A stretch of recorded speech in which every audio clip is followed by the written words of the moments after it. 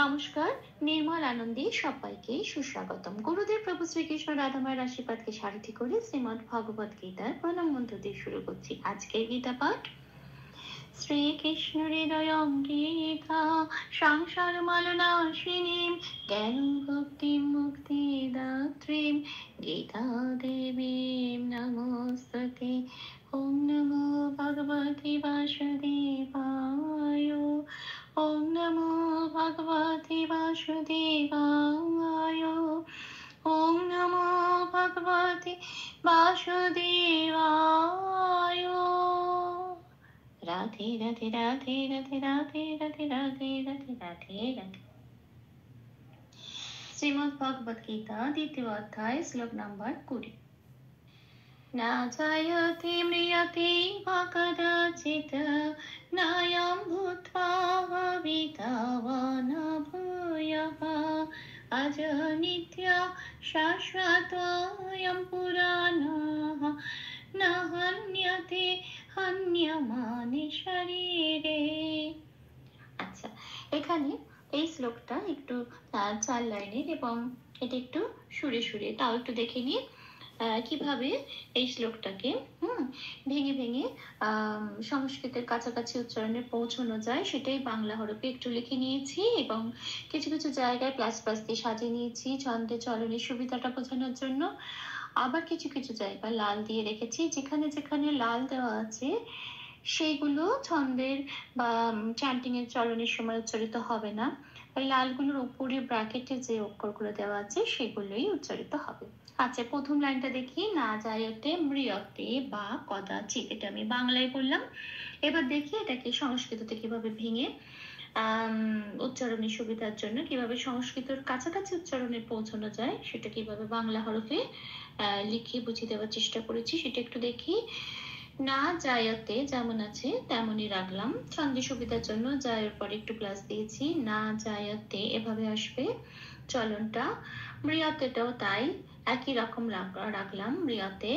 আচ্ছা, বাটাই একটু লাল দিয়েছি কারণ সংস্কৃততে বটা উচ্চারিত হয়, পাশের ক্যালেন্ডারে 2 নম্বরে তালিকাভুক্ত করে দেওয়া আছে ও প্লাস অ হিসেবে উচ্চারিত হয় বটা, ওয়া বলতে হয়। হ্যাঁ, এখানে যেহেতু বয় আকার আছে সেই জন্য এটা একটু এডিট করে ও প্লাস আ ওপরে ব্র্যাকেটে লিখে দিয়েছে। তাহলে এটা উচ্চারণটা কি হবে? বা বলবো না কারণ লাল দেওয়া আছে, কি বলবো তাহলে? ঠিক ওপরে ব্র্যাকেটে চলে যাব, বলবো ওয়া।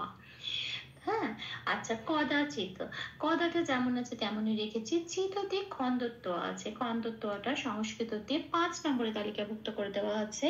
তয় হসন্ত হিসেবে প্রতিস্থাপিত হয়, মানে অর্ধ ত, মানে ত বলে বলতে পারবো না, চিত এরকম একটু বলে নিতে হয়, অর্ধ ত। আচ্ছা, এখানে কিন্তু চিত বলতে পারবো না, যদি এটা শব্দটা মাঝখানে থাকতো তাও চিত বলতাম, কিন্তু এখানে যেহেতু এটা একটা অর্থতা এবং শব্দ, এটা লাইনের একদম শেষ অক্ষর, তাই ছন্দের একটা যে মেলোডি আছে বা একটা যে ছন্দের চলন আছে সেই রিদমটা মেলানোর জন্য এখানে একটু চিত্ত এরকম করে বলে দিতে হবে। তো প্রথম লাইনটা পেলাম, না জায়তে মৃয়তে বা কদাচিৎ, এরকম একটু বলে দিতে হবে। হ্যাঁ, আচ্ছা, এবার পরের লাইনে আসি।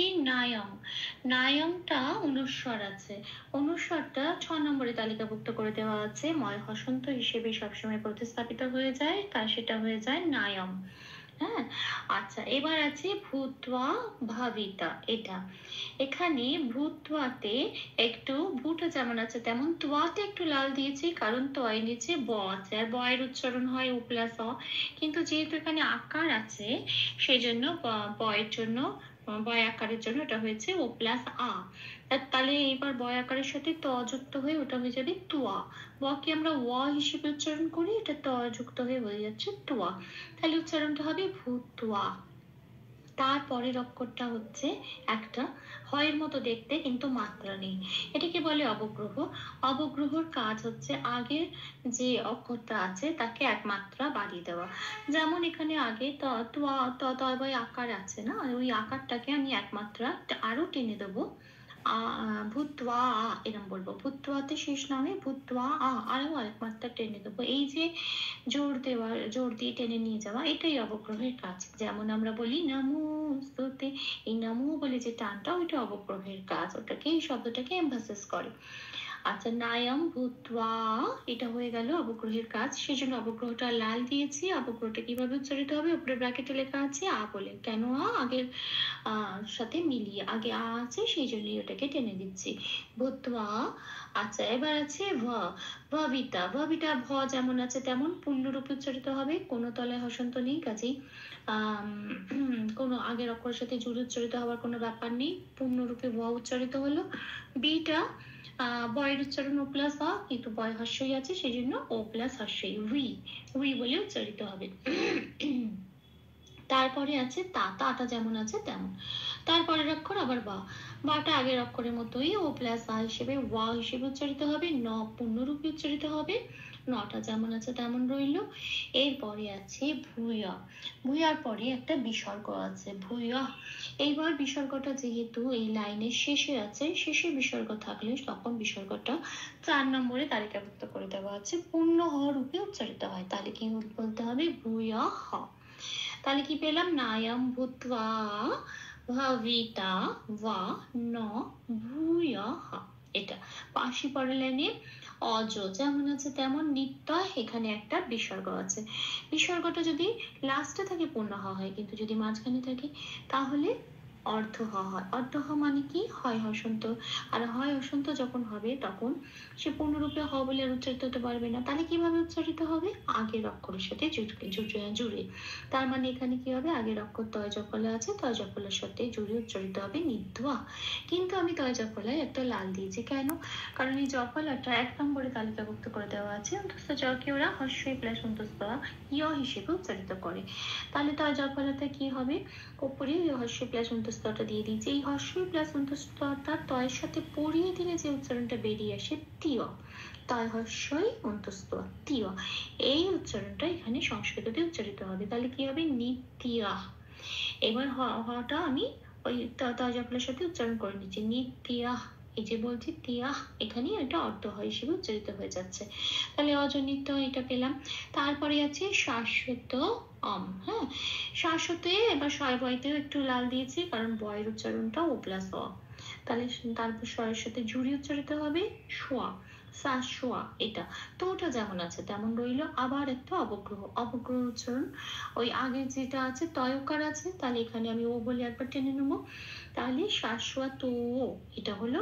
আচ্ছা, তারপরে আছে অম। অমটা আছে 1900টার কাজে 6 নম্বরে তালিকাভুক্ত করে দেওয়া আছে। 1900 শব্দের শেষে থাকলে ময় হসন্ত হিসেবে প্রতিস্থাপিত হয়ে যায়, তাহলে এটা হয়ে গেল অম। তাহলে কি পেলাম? শাশ্বত অম। আচ্ছা, শাশ্বত অম। আচ্ছা, তারপরে অক্ষর আছে পুরানো। পুরানোয় এখন নয় একটা বিসর্গ দিলাম, কেন? কারণ কি?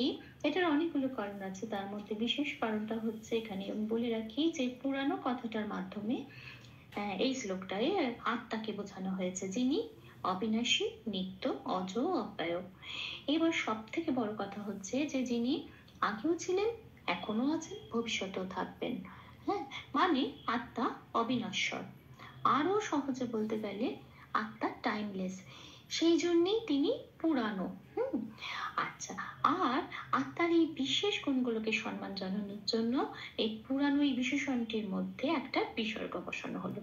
এবার যখন বিসর্গ বসানো হলো, তাহলে অরিজিনাল ওয়ার্ডটা কিন্তু পুরানো, এটা আমি লাল দিয়ে লিখে দিয়েছি। হ্যাঁ, পুরানো।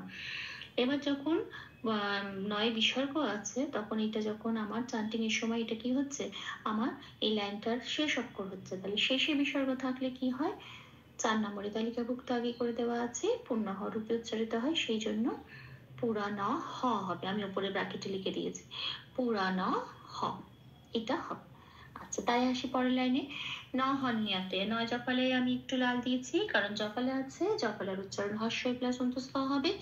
এই হর্ষই প্লাস অন্তস্থটাকে নয়ের সাথে পড়িয়ে দেবো, তাহলে কি হবে? নয় হর্ষই অন্তস্থ নিয়, ঠিক এই উচ্চারণটা হবে, না হন্যাতে। আবার হন্য, হন্যতে আমি লাল দিয়েছি, হর্ষই প্লাস অন্তস্থ নিয়া উচ্চারণ হবে, না হন্যাতে হন্যা। এটা মান এটা যেমন আছে তেমন রইল, শারীর এটাও যেমন আছে তেমন রইল। ভুল দুটি ক্ষমা করে দেবেন। অনুশীলনের সুবিধার জন্য 3 বার করে চান্ট করে দেওয়ার চেষ্টা করলাম। न जायाति म्रियति वा कदाचित् नायं भूत्वा भविता वा न भूयः अजनित्वा शाश्वतोऽयं पुराणः न हन्यते हन्यमाने शरीरे न जायते म्रियते वा कदाचित् नायं भूत्वा भविता वा न भूयः अजनित्वा शाश्वतोऽयं पुराणः न हन्यते हन्यमाने शरीरे न जायते म्रियते वा कदाचित् नायं भूत्वा भविता वा न भूयः अजनित्वा शाश्वतोऽयं पुराणः न हन्यते हन्यमाने शरीरे। राधे राधे राधे राधे राधे राधे राधे राधे राधे राधे तप्त कांचन गौरांगी राधे वृंदावनेश्वरी वृषभानुसुते देवी तां प्रणमामि हरे प्रिय। প্রভু ও শ্রী রাধা মায়ের কৃপা দৃষ্টি আমাদের সবার উপর বর্ষিত হোক। ধন্যবাদ। আপনাদের উৎসাহই আমার অনুপ্রেরণা। আমার সকল ভুল ত্রুটির ক্ষমা প্রার্থনা প্রভুর চরণে অর্পণ করলাম। ওম কৃষ্ণায় বাসুদেবায় হরয়ে পরমাত্মনে প্রণত ক্লেশনাশায় গোবিন্দায় নমো নমঃ। শ্রীকৃষ্ণার্পণমস্তু। জয় শ্রীকৃষ্ণ।